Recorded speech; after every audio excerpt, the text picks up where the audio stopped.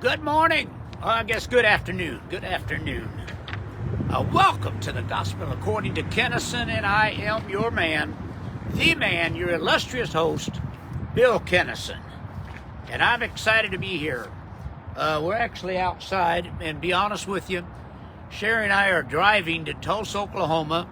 We pulled over off the side of the road, and originally we weren't going to do the program. Then we thought, let's go ahead and do the best you can, if you can hear me with the wind and everything. Good morning, Don and Cheryl. Don and Cheryl.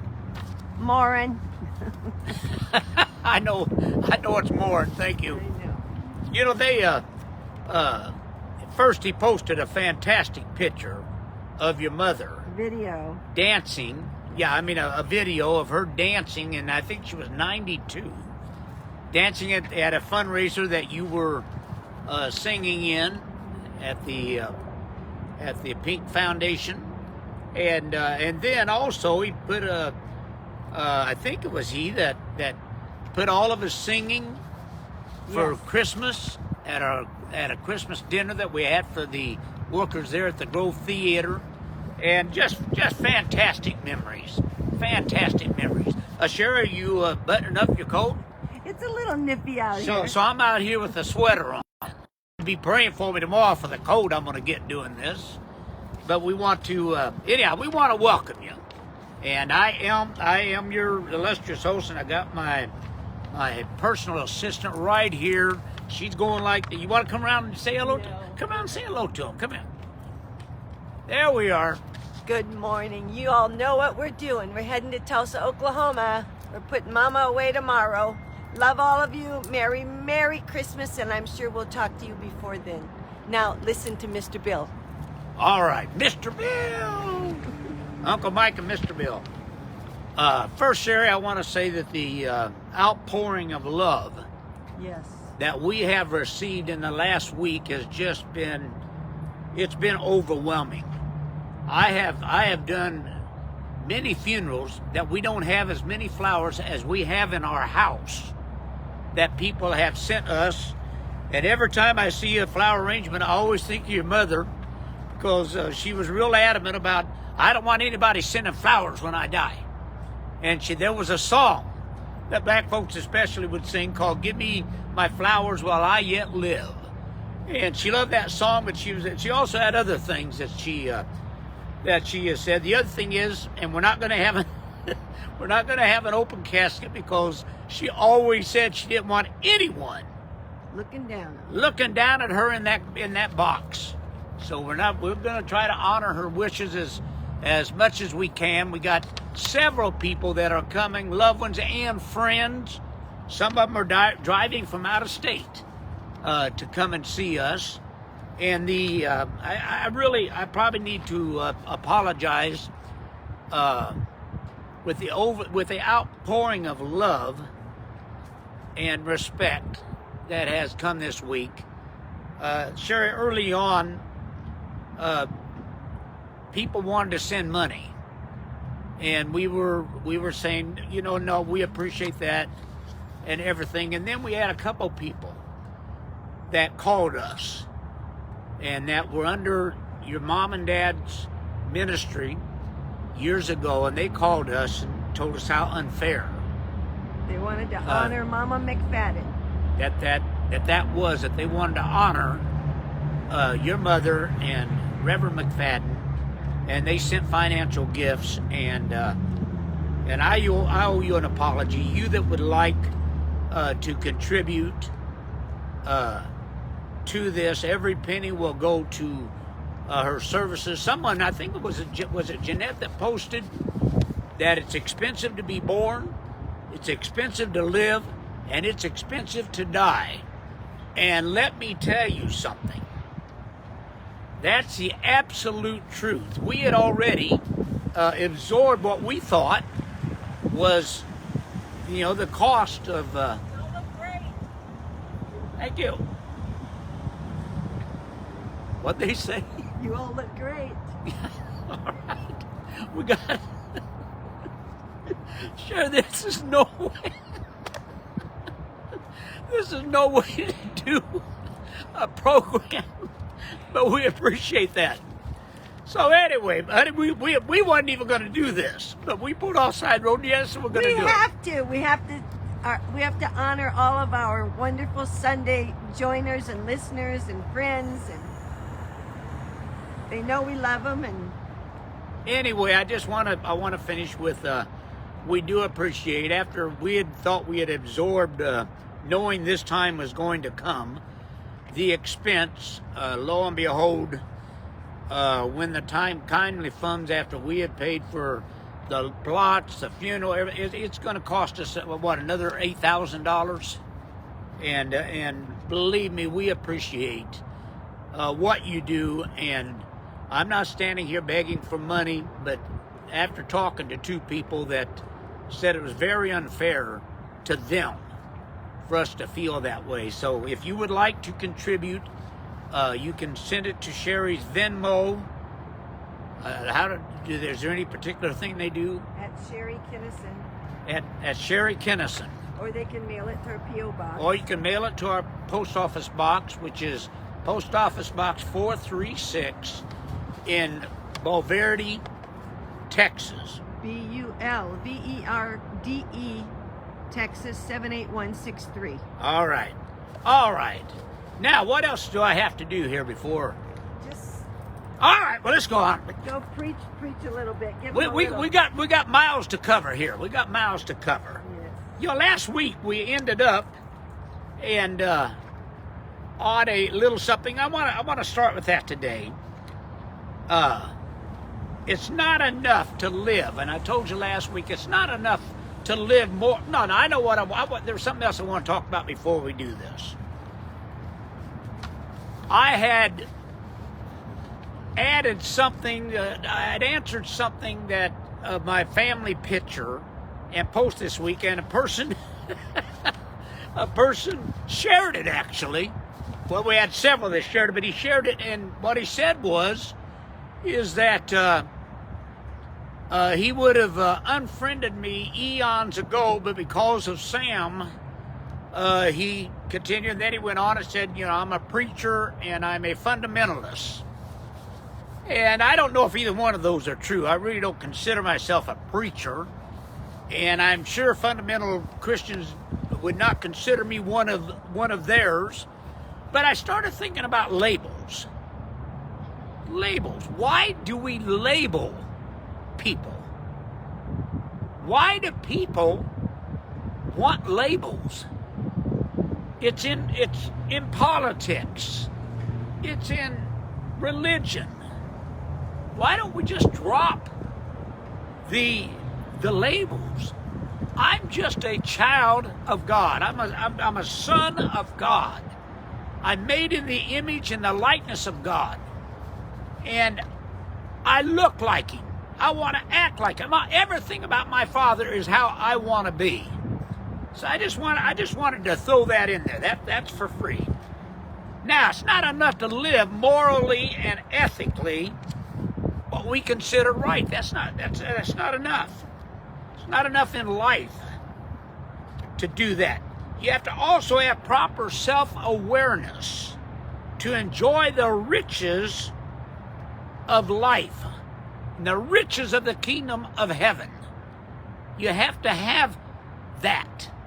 Just being morally and ethically and living a life morally and ethically correct is not going to get the job done. Sometimes in preaching, especially about Brother Job, a fundamentalist minister, here I am already labeling, but a fundamentalist minister uses the subject, and I've heard him use it many times talking about Job.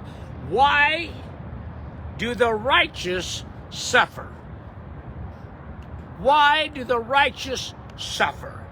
In other words, why do seemingly good people suffer? Brother Job's children were taken away. His health was taken away. His wealth was taken away. Even his wife said to him, you might as well curse God and just die. Why did all these things happen to Job, that the Bible said was a righteous man. But I ask you, was Job righteous or religious? Righteous or religious? I want to go into this lesson a little bit because sometimes some of you good people remind me of Brother Job. You can be morally straight and mentally crooked, and you'll still suffer. You can be morally and ethically straight and correct, but if you don't know how to positively relate to your emotions and the processes of your mind, you will suffer. And this happened to Job. It's exactly what happened to him. Job said, "The thing I greatly feared has come upon me." He said that in Job 3:25. And that is exactly what Job got. The thing. I call it the thing. The thing that he greatly feared is exactly what he got. He didn't even know what the thing was, but he got it. He knew he was just afraid of the thing. Just like some of you. You don't know why you feel so bad, but you feel bad. But you go around afraid of what might happen. You go to a psychiatrist for 10 years and pay him umpteen thousands of dollars, and you still don't know why you feel so bad. And your psychiatrist doesn't seem to know either. It's not enough to just live morally and ethically straight. I want to continue to give that to you today. You must also have the correct self-awareness, awareness of who you are. Just being a good person isn't going to cut it. That's not going to pay your rent. That's not going to pay your bills. That's not going to keep you healthy.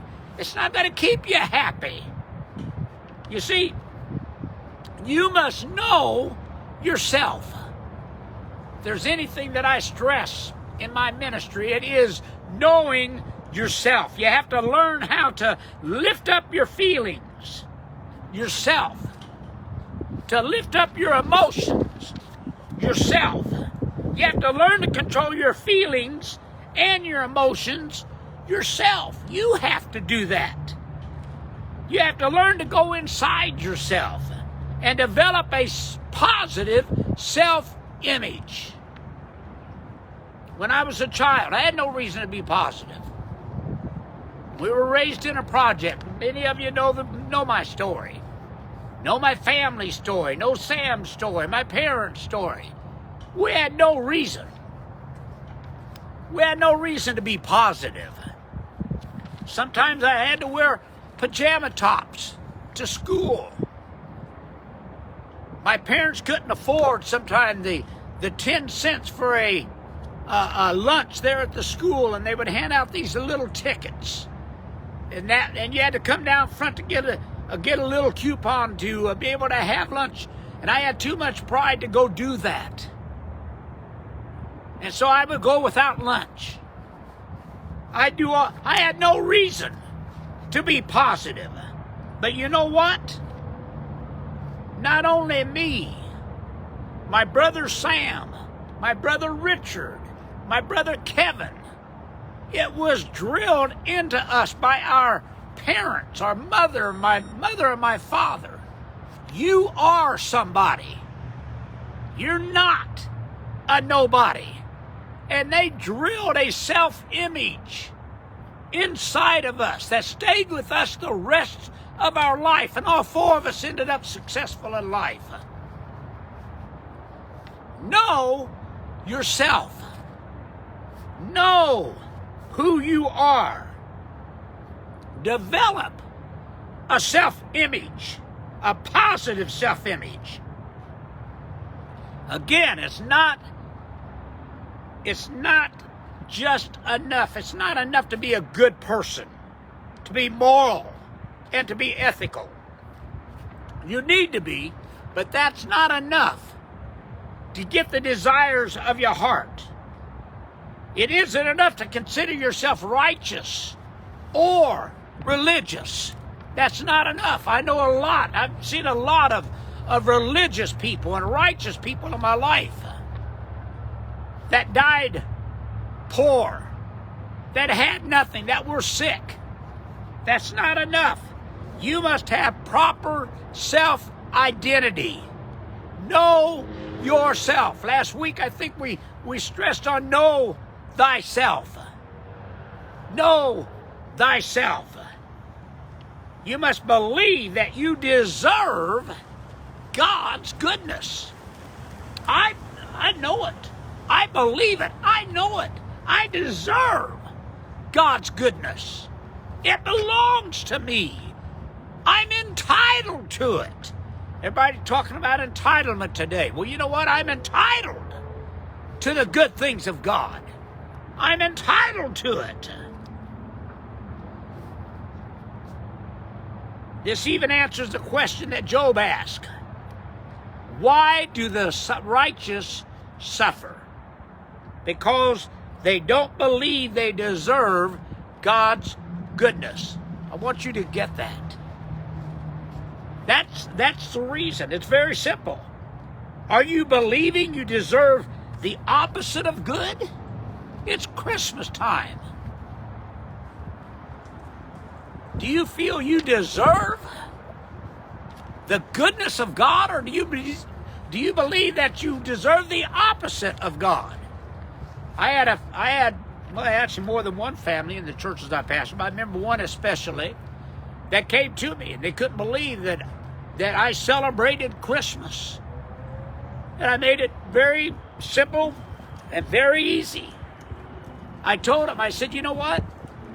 I will celebrate any day that everyone for one day thinks of someone else. Thinks of someone else. I'll celebrate that holiday. I'll celebrate that day. I don't care where it started. You see, if you don't believe that you deserve God's goodness, what do you believe then?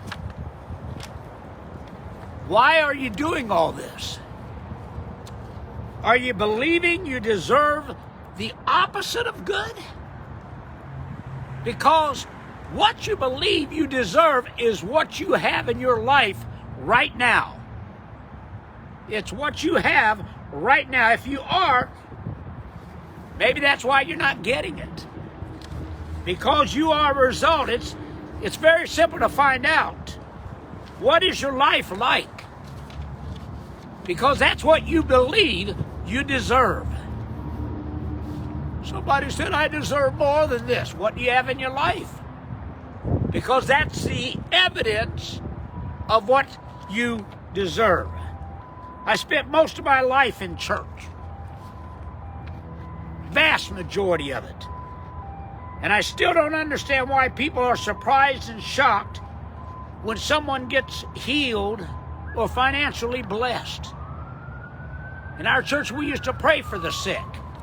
And if somebody happened to get healed, we all went crazy. We went bananas. We were shocked. When the way that we were taught, it should have been just the opposite. If we prayed for them and they didn't get healed, we should have been surprised. According to the Bible and according to the God inside of us, you deserve the goodness of God in reality.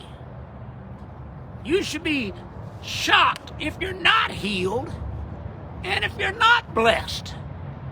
Not shocked that you are, because that is yours. That is rightfully yours. The church that I pastored in Rockford, Illinois, and I told you about this last week, there was a loving, caring family. Would do anything for you. If we asked for something to be done around the church, they'd be the first ones. But they had this thing, and I ran into them a few years ago, not too long ago, but a few years ago, after not seeing them for years. But every time I would see them, they would always ask me, why does bad things happen to good people? Now, I didn't see them, when I say for probably over 20 years. And then I saw, you know what's the first thing they told me? Why does bad things happen to good people? And I watched their life. I'd watched it when I was in church. And they were right. Bad things did happen to them, and they were good people. But that is what they felt they deserved. I know that sounds harsh, but I'm trying to be very honest with you. See, many times things happen to good religious people and people who think they are righteous, and they don't understand. They're just like that family. They say to me, now why would this person do me out of that? Why would this person do this to me? If somebody's always doing you out of something, then watch out. It may not be them. It means that somewhere in your subconscious psychology, there is some kind of negative belief. And it keeps manifesting itself in your life. It could be a belief that you are not deserving, that you don't deserve to have that you don't deserve to be healthy. See, nothing can come to you unless you believe you deserve it. And nothing can go from you unless you believe you don't deserve it. It's all up to you. You're not going to get anything that you don't really believe you deserve. If you do appear to get something that you really don't think you're going to deserve, you know what will happen? You'll think it's too good for you and it'll slip away. Sometimes I talk about easy money, fast money. Money comes fast, goes fast. Why? Because usually we don't think we deserve it. We didn't work for it. I watched a documentary on lottery winners, quite a while ago. And they went, and it was unbelievable the percentage of people that won the lottery that ended up bankrupt. Some of them ended up in jail, had resorted to crime. Why?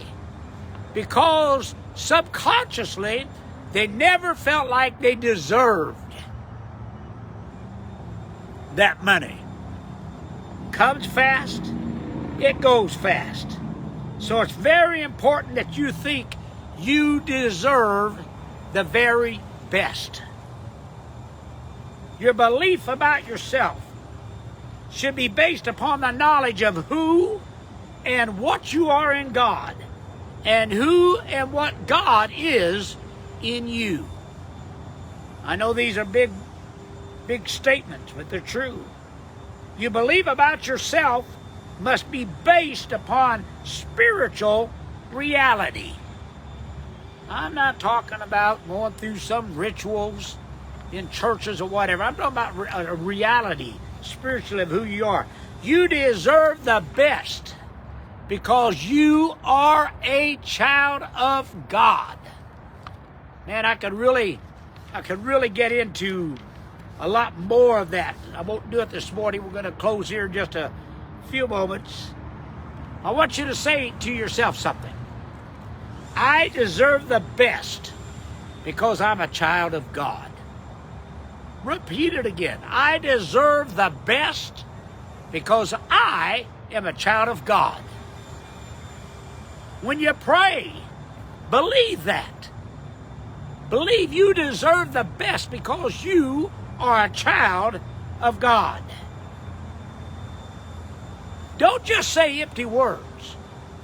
Get it down inside and start speaking it from inside of you. You deserve the best because you are a child of God. You deserve the best because you're a child of God. You don't deserve the best because you're better than anybody else. You don't deserve the best because you went down to an altar somewhere. You deserve the best because you are a child of God. You were created that way.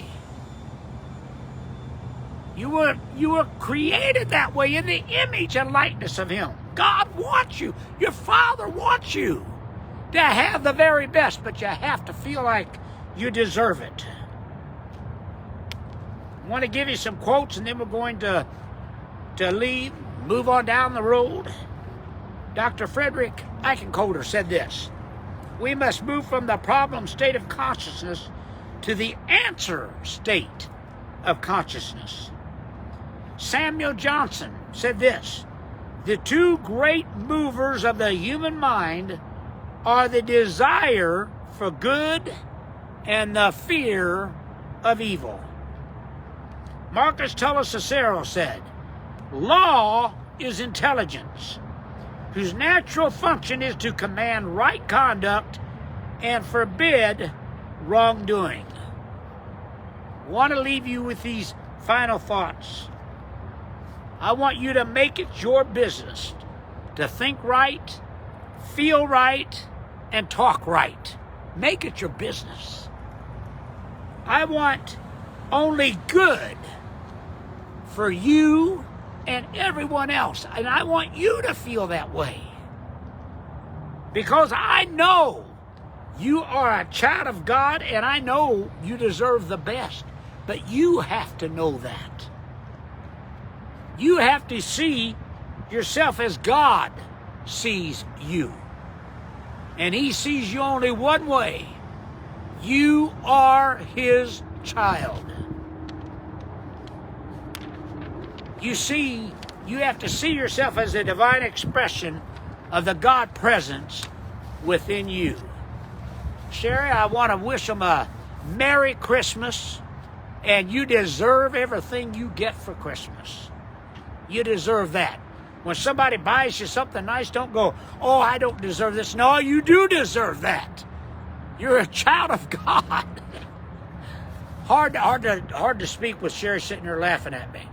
But you deserve it. You deserve it. Thank you. And remember us in prayer tomorrow.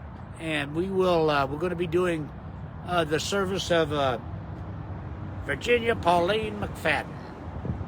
94 years on this earth. And she said goodbye to us a long time ago with that disease of Alzheimer's. Tomorrow we'll say goodbye to that body. But we will also be rejoicing. Heavenly Father, I thank you for this time that you've given us. And I ask that you cause a rightful thought in our mind of what you want to give to us, that we only have to receive. If that be money, if that be healing, if that be joy and happiness, then we accept it. We deserve it. And we'll give you all the praise. Amen. God love you. I love you. Sherry loves you. Merry Christmas, and God bless America. And Missy Soper says these messages have been life-changing for her. Well, it's been life-changing for me, too. All of them. She says this last year has really made a difference. Thank you, Misty. And Sandra Skurzik said she needed this morning. I know a lot of you are saying you didn't expect us on here, but hey, we just do what we got to do when we do it. Well, we didn't expect us on here till about 10 minutes before we came on and pulled off the side of the road and said, let's do this. Love you all. That's the kind of life Sherry and I live.